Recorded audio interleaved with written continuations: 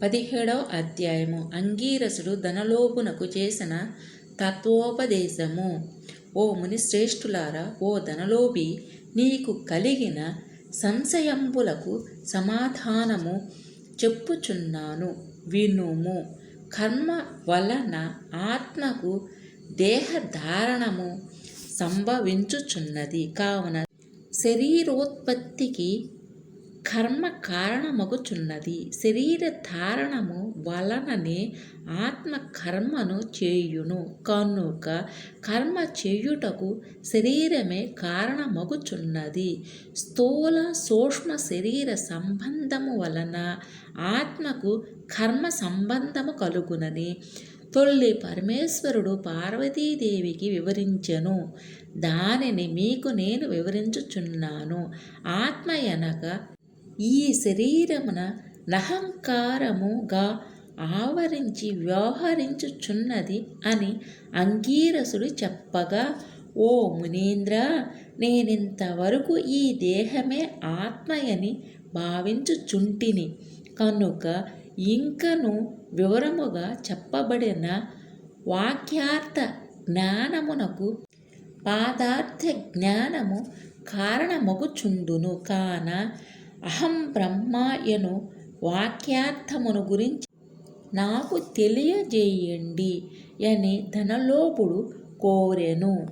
అప్పుడు ధనలోభునితో అంగీరసుడిట్లనియే, ఈ దేహము అంతఃకరణ వృత్తికి సాక్షియే నేను, నాది అని చెప్పబడు జీవాత్మయే అహం అను శబ్దము సర్వాంతర్యామి అయి సచిదానంద రూపమైన పరమాత్మ నహ అను శబ్దము ఆత్మకు ఘటాదుల వలె శరీరమునకు లేదు. ఆ ఆత్మ సచిదానంద స్వరూపము బుద్ధి సాక్షి జ్ఞాన రూపి శరీరేంద్రియములు మొదలగు వాని వ్యాపారమునందు ప్రవర్తింపజేసి వాని కంటే వేరుగా ఉన్నదై ఎల్లప్పుడూ నొకే రీతిని ప్రకాశించుచు నుండునదే ఆత్మ ఎనబడును. నేను అనునది శరీరేంద్రియాదులలో నొక్కటి కాదని తెలుసుకొనుము. ఆ దేహేంద్రియాదులన్నింటినీ ఏది ప్రకాశింపజేయునో అదియే నేను అని నిశ్చయము. అందుచేత అస్థిరములకు శరీరేంద్రియాదులు కూడా నామరూపంబుతో నుండి నశించునవియేగాక ఇట్టి దేహమునకు జాగ్రత్త స్వప్న సుషుప్త వ్యవస్థలు స్థూల సూక్ష్మాకార శరీరంబులను మూడింటి అందును నేను నాది అని వ్యవహరించేదే ఆత్మయని గ్రహించుకునుము. ఇనుము సూదంటు రాయిని అంటి పెట్టుకొని తిరుగు నటులు శరీర ఇంద్రియాలు దేని నాశ్రయించి తిరుగుచుండునో అదే ఆత్మ. అట్లే అవి ఆత్మ వలన తమ పనిని చేయును. నిద్రలో శరీరేంద్రియాల సంబంధము లేక గాఢ నిద్రపోయి మేల్కొన్న తర్వాత నేను సుఖనిద్రపోతిని, సుఖంగా ఉంది అనుకొనున్నదియే ఆత్మ. దీపము గాజు బుడ్డిలో ఉండి ఆ గాజును ప్రకాశింపజేయునటులే ఆత్మ కూడా దేహేంద్రియాలను ప్రకాశింపజేయుచున్నది. ఆత్మ పరమాత్మ స్వరూపమగుట వలన దానికి దారాపుత్రాదులు ఇష్టమగుచున్నారు. అట్టి విశేష ప్రేమాస్పదమగు వస్తువేదో అదియే పరమాత్మ అని గ్రహింపుము.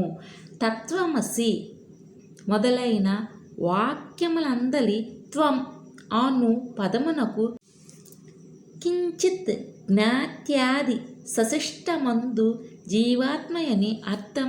తత్ అను పదము నాకు సర్వజ్ఞ ద్విగుణాత్వ విశిష్టమై సచ్చిదానంద స్వరూపమని అర్థము. తత్వమసి అనేది జీవాత్మ పరమాత్మల యోగత్వమును బోధించును. ఈ రీతిగా సర్వజ్ఞత్యాది ధర్మములను వదిలివేయగా సచిదానంద రూపమొక్కటియే నిలుచును. అదియే ఆత్మ దేహ లక్షణము లొండుట, జన్మించుట, పెరుగుట, క్షీణించుట, చచ్చుట మొదలగు 6 భాగములు శరీరానికే గాని ఆత్మకు లేవు. జ్ఞానానంద స్వరూపమే పూర్ణత్వము గలది. వేదములలో దేనికి సర్వజ్ఞత్వము, ఉపదేశము, సంపూర్ణత్వము నిరూపించబడి ఉన్నదో అది ఏ ఆత్మ. ఒక కుండను చూచి అది మట్టితో చేసినదే అని ఏ విధముగా గ్రహింతుమో అట్టులనే ఒక దేహాంతర్యామియగు జీవాత్మ పరమాత్మయని తెలుసుకొనుము. జీవులచే కర్మఫల మనుభవింపజేసేవాడు పరమేశ్వరుడనియు జీవుల కర్మఫల మనుభవింతురనియు తెలుసుకొనుము. అందువలన మానవుడు గుణ సంపత్తు గలవాడై గురు శుశ్రూష నొనర్చి సంసార సంబంధమగు ఆశలన్నీ విడచి విముక్తి నొందవలయును. మంచి పనులు తలచిన చిత్తశుద్ధియు దాని వలన భక్తి జ్ఞాన వైరాగ్యములు కలిగి ముక్తి పొందును. అందువలన సత్కర్మానుష్ఠానము చెయ్యవలయును. మంచి పనులు చేసిన గాని ముక్తి లభించదు అని అంగీరసుడు చెప్పగా ధనలోపుడు నమస్కరించి ఇట్లనెను. ఇట్లు స్కాంద పురాణాంతర్గత వశిష్ఠ ప్రోక్త కార్తీక మహాత్మ్యమందలి సప్తదశాధ్యాయము 17 రోజు పారాయణ సమాప్తము.